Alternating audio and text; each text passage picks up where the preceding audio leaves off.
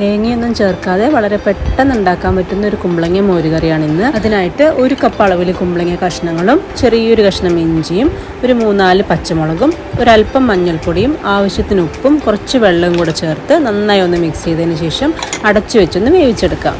കഷ്ണങ്ങളെല്ലാം നന്നായി വെന്ത് വെള്ളമെല്ലാം വറ്റിയ ശേഷം നമുക്കിനി ഇതിലേക്ക് 1 കപ്പ് അളവ് തൈര് മിക്സിയിലിട്ട് നന്നായിട്ടൊന്ന് അടിച്ചെടുത്ത് ഒഴിച്ചു കൊടുക്കാം. അതിനുശേഷം നന്നായിട്ടൊന്ന് മിക്സ് ചെയ്തെടുക്കാം. തൈര് ഒഴിച്ചതിന് ശേഷം ഒരിക്കലും തിള വരരുത്, ഒന്ന് ചൂടാവാനേ പാടുള്ളൂ. ഇത് നന്നായി ചൂടായി വന്നിട്ടുണ്ട്. ഇനി നമുക്ക് ഫ്ലെയിം ഒന്ന് ഓഫ് ചെയ്ത് ഈ ഒരു കറി മറ്റൊരു പാത്രത്തിലേക്ക് മാറ്റാം. താളിപ്പിനായിട്ട് ഇനി ഒരു പാനിലേക്ക് 1 ടീസ്പൂൺ വെളിച്ചെണ്ണ ഒഴിച്ച് അതിലേക്ക് 1/4 ടീസ്പൂൺ കടുകും 1 നുള്ളു ഉലുവയും ചേർത്ത് കൊടുത്തിട്ടുണ്ട്.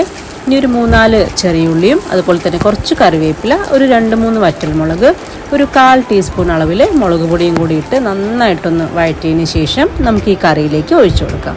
അങ്ങനെ വളരെ എളുപ്പത്തിൽ നല്ല ടേസ്റ്റി ആയിട്ടുള്ള കുമ്പളങ്ങ മോരുകറി റെഡി ആയിട്ടുണ്ട്.